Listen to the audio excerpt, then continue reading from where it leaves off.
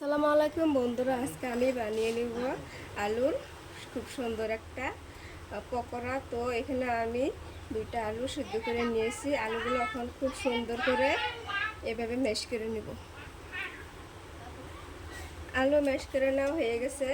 তো এখানে আমি দিয়ে দেব একটা পেঁয়াজ কুচি, কাঁচামরিচ কুচি কুচি করে কেটে নিয়েছি। এখানে হলুদ আর আছে লবণ, আর একটা দিয়ে দেব ম্যাগি মশলা। তো সবগুলো এখন আমি এর মধ্যে দিয়ে দিব।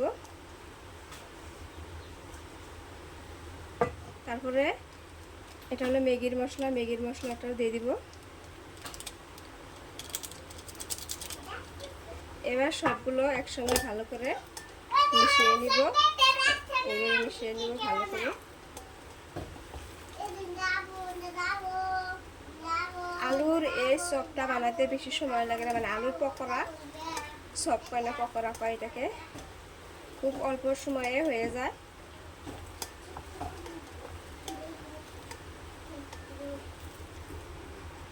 তো এখানে আমি দিয়ে দেবো এখন একটা ডিম ভেঙে দিয়ে দিব।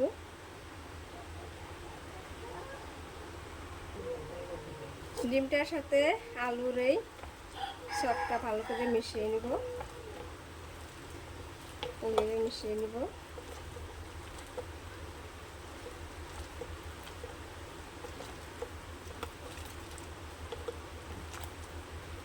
একদম ভালো করে মিশিয়ে নিতে হবে।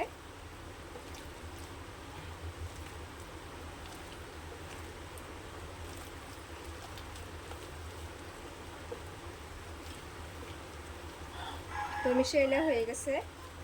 এখন কি করি দেখে নেবেন। তো আমি আগে থেকে একটা রুটি বানিয়ে রাখছিলাম। এবার যে আলুর এই সবটা বানিয়ে রাখছিলাম, এবার এখানে আমি দিয়ে দিব। অর্ধেকখানিতে দিয়ে দিব আর অর্ধেকখানিতে রেখে দিব। এইভাবে দিয়ে দিব। একটু পাতলা পাতলা করে দিয়ে দিব। এইভাবে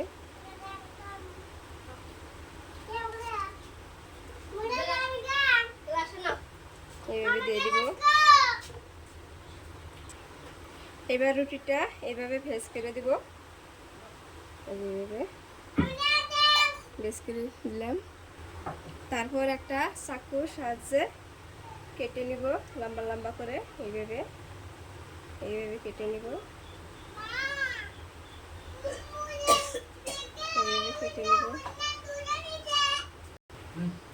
তো আমি রুটি এভাবে কেটে নিয়েছি। এবার একটা কাম করব, এভাবে সবগুলো ভাজতে নেব। যেভাবে এইভাবে ভাজতে নেব। সবগুলো এভাবে ভাজতে নেব।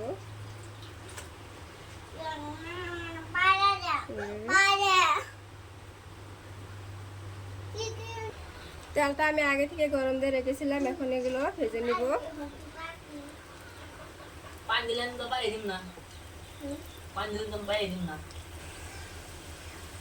তো আলুর পকোড়াগুলো আমার প্রায় রেডি হয়ে গেছে। দেখেন লাল লাল করে ভেজে নিলাম,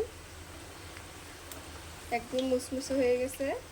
তো যেগুলো হয়েছে ওইগুলো আমি এখন নামিয়ে নিব।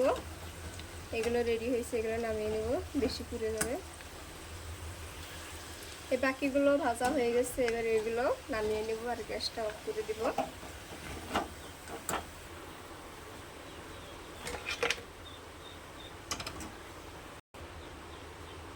আমার এই আলুর এই স্টিক চপটা বানানো কিন্তু, মানে পকোড়াটা বানানো কিন্তু খুবই ভালো হয়েছে। মানে অনেক মচমচা হয়েছে, দেখতে পাচ্ছেন কত মচমচা হয়েছে।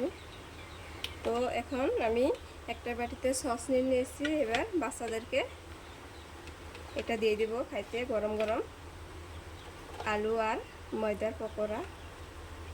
তো আজকে আমার এই রেসিপিটা বানানো কেমন হলো বন্ধুরা প্লিজ কমেন্ট করে জানাবেন।